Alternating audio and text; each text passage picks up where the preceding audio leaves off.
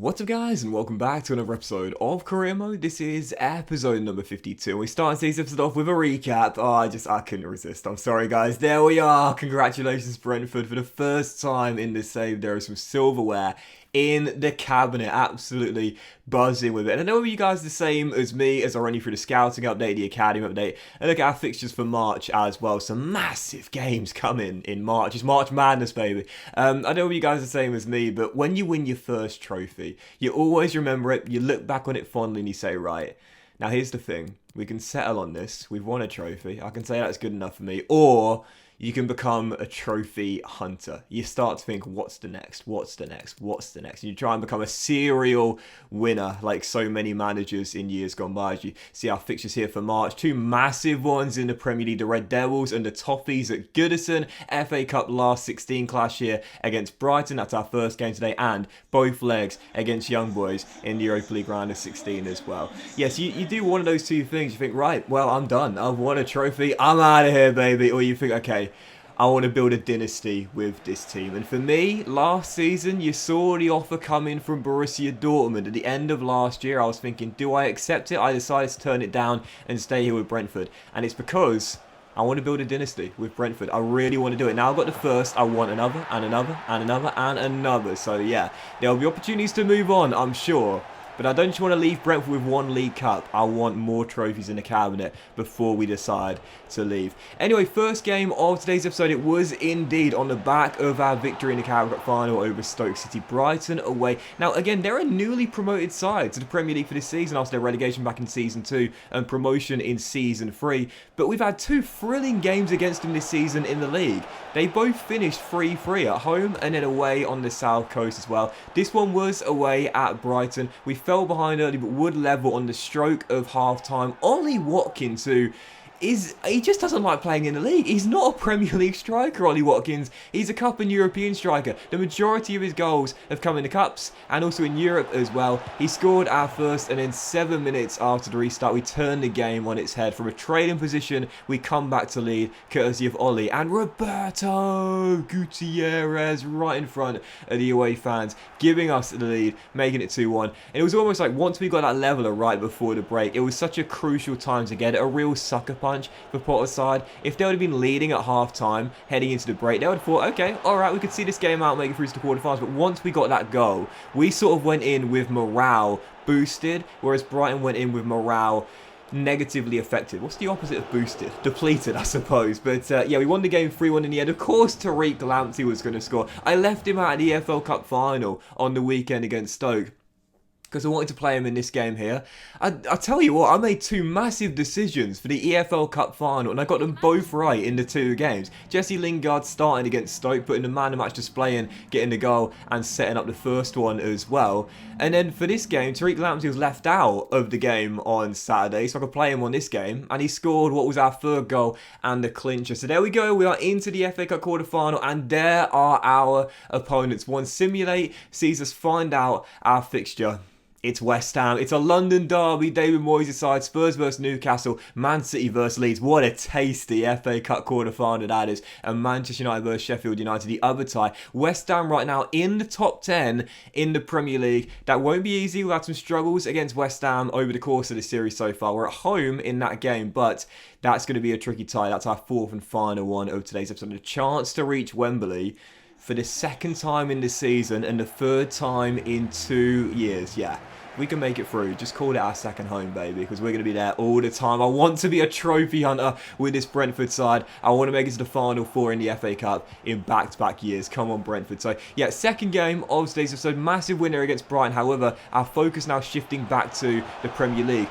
Huge one here against the Red Devils. Right now, just in the top four. But as you saw the table pre-game, it is so congested. We're approaching the business end of the season, but at the moment it's still anyone's guess as to who's finished where, apart from the league leaders, Liverpool. They won the title at Christmas, it's over, they've won it basically now, but the other three CL spots is still anyone's guess as to who's going to claim them. For now, we're still in there. But heading into this game, Solskjaer's side felt the desperation, felt they needed to win this game. Last year, of course, won the domestic treble and was so close to a quadruple, losing the Europa League final. But right from the very first whistle, you know those games you go into and you just think, I don't know how I'm going to stop stop these guys. This was just one of those games. They had so many attempts inside the first quarter of an hour. And Morgan Jackson, do you remember him from last year's FA Cup semi-final? The youth striker out of their academy makes it 1-0 and gives the Red Devils the lead. However, we would respond just 6 minutes later. We got one chance in the opening 20 minutes and we took it as well. Storming down the left with Stanley Young. Not quite as good as last season. I keep on saying it, but still a really important member of our squad. He's taken out Rico Henry now as our starting left wing back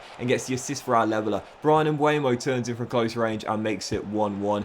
4 minutes after the restart, a fantastic save by Justin Balo keeps us tied in what was an absolute thriller here at Old Trafford. The Red Devils have been a better team. We were still in it. My goal, however, at this point was just hold on to the point. I'd certainly take it away at Old Trafford. I was struggling to contain, and on the stroke of the hour mark, goodness gracious me, this guy is sublime. Jackson bags the brace, and look at this little passing here on the replay. I made one mistake. I brought Ezri Konsa out, and once I did that, the way they worked the ball around with a nice little triangle move, that was just absolutely perfect. That's the AI on Ultimate right there, and I've mentioned it many times before, but the intelligence that Ultimate difficulty has this year is brilliant. You make one mistake, you'll be punished for it. However, just like in the first half, directly after conceding, we were back on level terms. 7 minutes later, Tariq Lamptey 2-2 for the former Brighton right back. Storms down the right, smacks one towards the back stick and levels it what was an absolute thriller at Old Trafford. 4 goals, 2 apiece, and a big point claim there in Northwest. Lord knows I'm going to take it. Our unbeaten streak survives. Still haven't lost since the game at Molineux back in January. That's a big point there against Manchester United. I'm definitely going to take that. That's a really decent result. And most importantly, we pick up 1 point. We failed to watch Manchester United gain ground on us with what would have been a win for them. Battle back on 2 separate occasions to claim a point. I've mentioned this Brentford team now has got an awful lot more resilience than in previous years. I believe we can stand up to the big boys. We've been doing it all season long. We beat Arsenal at the Emirates, we beat Man City at home, we beat Liverpool back-to-back in the EFL Cup semis, and now a point at Old Trafford.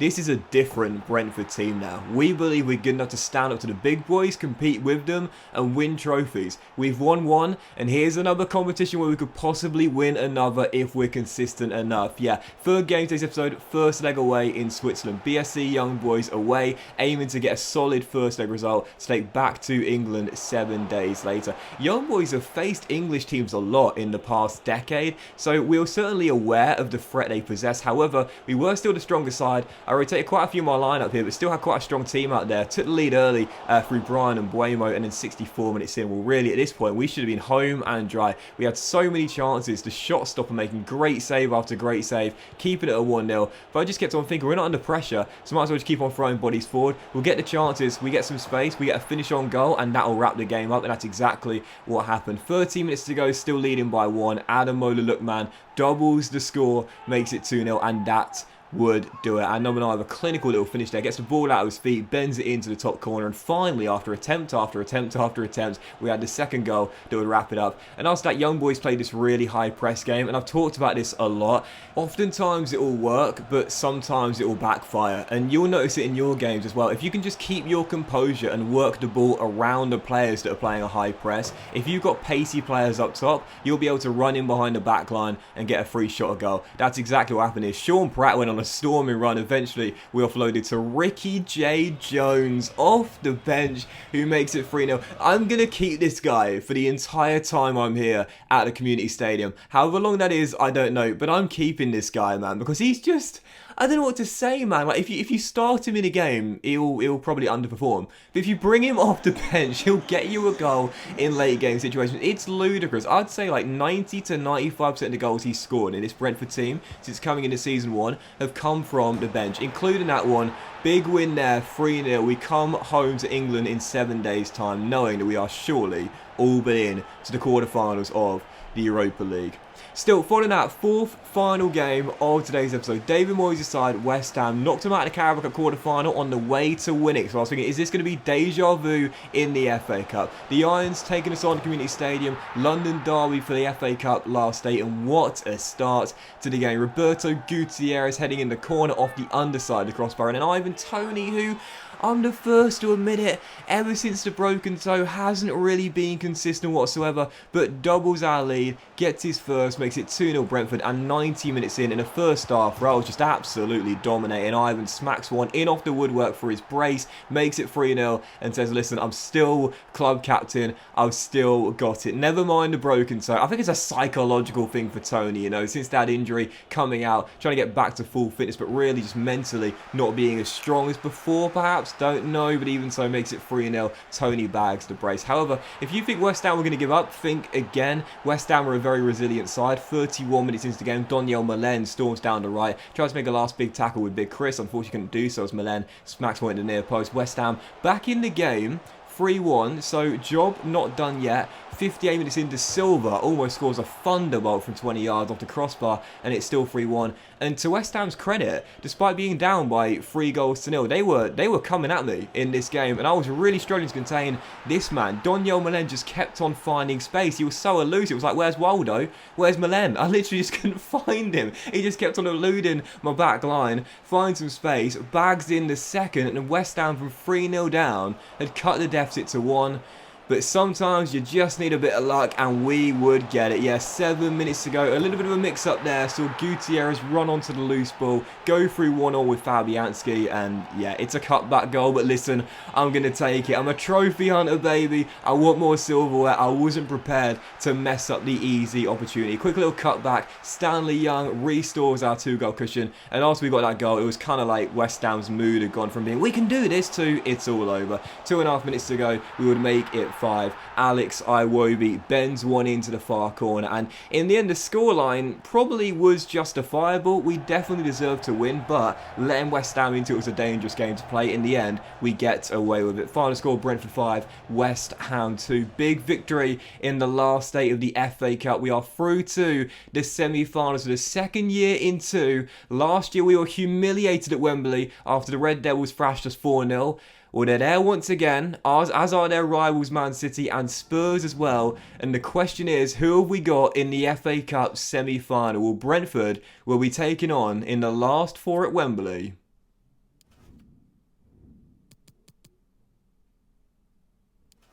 It's Manchester City in the final 4. The Red Devils versus Spurs, the other ties. We've avoided Solskjaer's side again, but it's Pep Guardiola's boys in the final 4.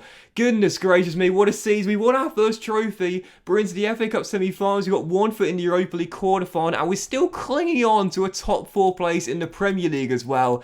11 games to go, business end of the season, and Brentford is still hunting those trophies. But that was this for the career mode, guys. Big thank you for watching. If you enjoyed, please drop a like. Much love to you all. Have a fantastic day, and I'll see you for the next episode of Career Mode very soon.